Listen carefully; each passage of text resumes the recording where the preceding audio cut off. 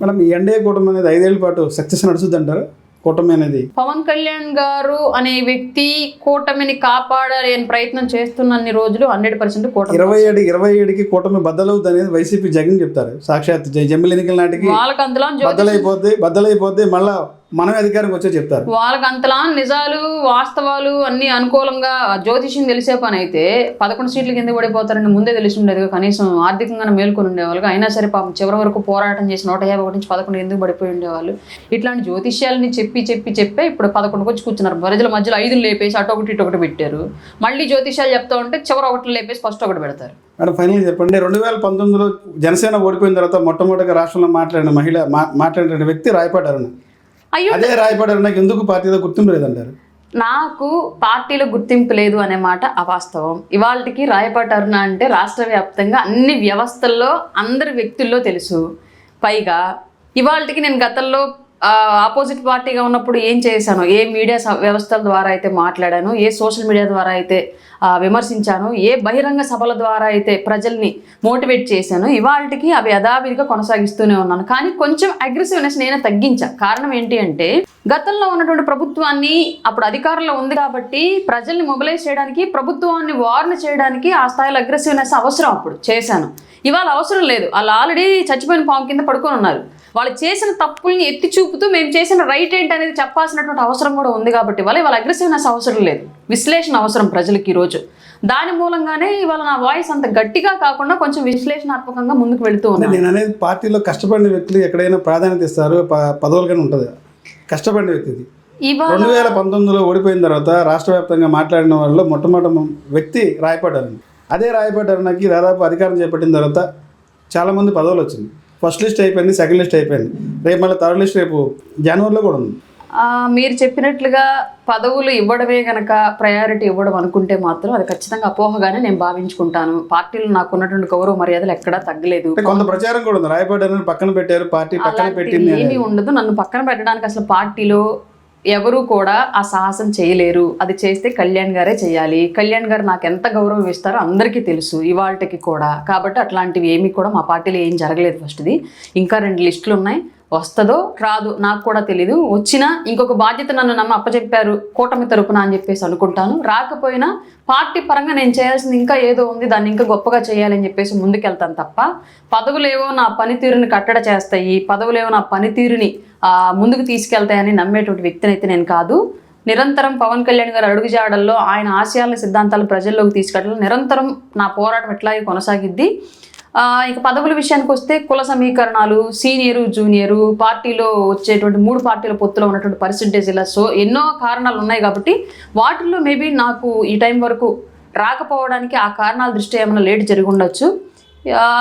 ఇంకేదైనా అంతర్గతంగా వేరే కారణాలు ఏమైనా ఉన్నా సరే అవన్నీ కూడా కన్సిడర్ చేసే వ్యక్తి పవన్ కళ్యాణ్ గారు అయితే కాదు. నిజంగానే ఆయన నాకు ప్రభుత్వంలో ఒక బాధ్యత అప్పగించాలని కూడా 100% అప్పగిస్తారు.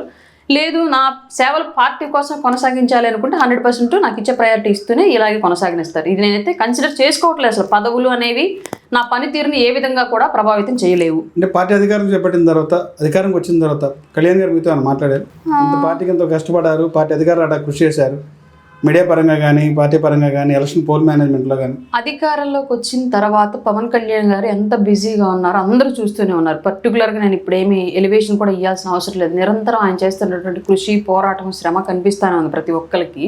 ఎలక్షన్ అయిపోయిన తర్వాత కళ్యాణ్ గారిని 2 సార్లు కలిశాను. ఒకటి ఆయన ప్రమాణ స్వీకారం రోజు, 2 మా ఒంగోలు నుంచి బాలినేని శ్రీనివాసరెడ్డి జాయినింగ్ రోజు. ఈ 2 సార్లు ఎదురుపడడం, మాట్లాడడం జరిగింది.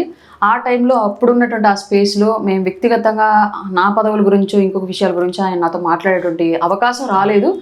మాట్లాడనంత మాత్రాన ఆయన దృష్టిలో నేను కలిశానండి. 2 సార్లు కలిశాను. ఆఫ్టర్ రిజల్ట్స్ నేను 2 సార్లు కలిశాను కళ్యాణ్ గారిని. నాకు ఇప్పటికి కూడా ఎలాంటి ఇబ్బంది పార్టీ వ్యక్తుల నుంచి కానీ పార్టీ ఆఫీస్ నుంచి కానీ ఏమీ లేదండి. ఏదన్నా ఉన్నా సరే జనరల్గా పోటీ తత్వంలో ఎదురయ్యేటువంటి చిన్న అవాంతరాలే తప్ప అంతకుమించి ఏమీ ఉండవు. అంటే మీకు పదవులు రావడానికి ఎవరైనా అడ్డుపడటం ఎలా ఉన్నారు? పార్టీలు ఏదన్నా వేరే? లేదండి, అట్లాంటివి ఏమీ నేను ఊహించను. అట్లాంటివి ఏమైనా ఉంటే అని కూడా నేను అనుకోవట్లేదు. 2019 ఎన్నికల తర్వాత గెలిచిన తర్వాత ఎస్సీ బీసీ ఎస్టీలు కూడా ఉప ముఖ్యమంత్రి పదవులు ఇచ్చారు కదా, ఏమి ఇచ్చారండి? డిప్యూటీ సీఎం పదవి ఇచ్చారు. ఏం చేసుకోనండి? నాలుగు తీసుకోనా? అంటే ఇప్పుడు పవన్ కళ్యాణ్ అదే పరిస్థితి. పవన్ కళ్యాణ్ గారు అలా చేయట్లేదే పాలన. అంటే ఇప్పుడు చంద్రబాబు నాయుడు గారు ఎంత ఇస్తున్నారు పవన్ కళ్యాణ్ గారికి రైట్స్, స్టేట్ మీద కమాండింగ్ కానివ్వండి, సొసైటీ కోసం పోరాటంలో కానివ్వండి, గవర్నమెంట్ తీసుకున్న నిర్ణయాల్లో కానివ్వండి.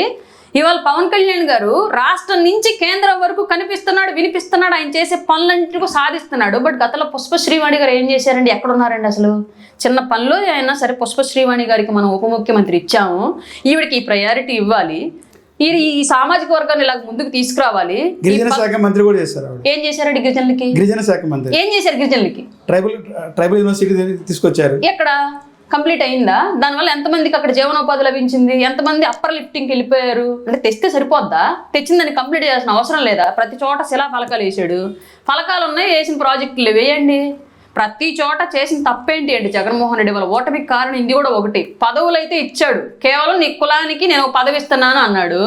పదవి రెడ్డి తీసుకున్నా, ఇంకొక చౌదరి తీసుకున్నా, ఇంకొక ఎస్సీ తీసుకుని, ఇంకొక బీసీ తీసుకున్నా, పదవి తీసుకున్న వాళ్ళు ఏదో అటో ఇటో సంపాదించుకుంటారు తప్ప నువ్వు ఆ సామాజిక వర్గానికి చేసింది ఏంటి? ఫస్ట్ పదవి ఇచ్చిన వాడికి నువ్వు పవర్ ఇస్తే కదా. పవర్ లేని పదవులు ఏం చేసుకోవాలి? పవర్ లేకుండా వాళ్ళ సామాజిక వర్గానికి ఏం చేస్తారు? పేరుకే పదవులు అంటారు. 100% జగన్మోహన్ రెడ్డి టైంలో జరిగింది అదే. ఏదన్నా వేరే సామాజిక వర్గానికి చెందినటువంటి రిజర్వేషన్ పరంగా టికెట్ ఇచ్చి గెలిచినటువంటి వ్యక్తులకు కూడా ఇతను బినామీ రెడ్డిలను అక్కడ కాపలా కుక్కల కింద పెట్టాడు. కొంతమందిని, చాలా మందిని గడ్డివాన్ దగ్గర కుక్కలాగా ప్రతి చోట ఉందండి ఇదే పంచాయతీ. ఏ నియోజకవర్గం మంత్రులైనా సరే ఒక్కలండి. టక్టక్ మీరు హోమ్ మినిస్టర్ల పేర్లు చెప్పండి. సుచరిత, రెండో వాళ్ళు వనిత. ఎన్ని ప్రెస్ మీట్లు పెట్టారండి వీళ్ళు రాష్ట్రంలో?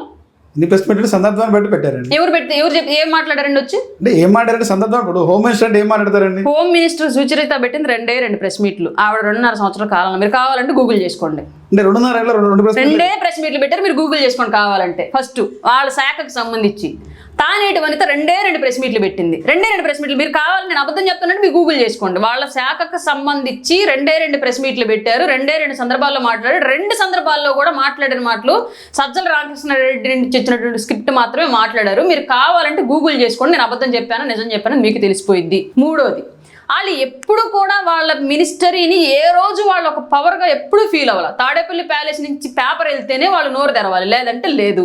కనీసం ఒక కానిస్టేబుల్ పోస్టింగ్ కూడా వాళ్ళు ఇష్ట ప్రకారం మార్చలేకపోయారు, వేయలేకపోయారు, ఒక్కళ్ళు కూడా ఒక జాబ్ ఇవ్వలేకపోయారు. అట్లాంటి పోస్ట్ ఉంటే అంత మీ పార్టీకి సంబంధించి ఎన్డీఏ కూటమికి సంబంధించి ఏదైతే ఉందో గతం ఎన్నికల ముందు ఇచ్చినటువంటి హామీలను ప్రశ్నిస్తే సోషల్ మీడియా ద్వారా ఈ రోజున వైసీపీ యాక్టివిస్టులను అరెస్ట్ చేస్తానని చెప్పి వైసీపీ చెప్పింది. నిజంగా మీరు ఇచ్చినటువంటి పథకాలను ప్రశ్నిస్తే అరెస్ట్ చేస్తున్నారా?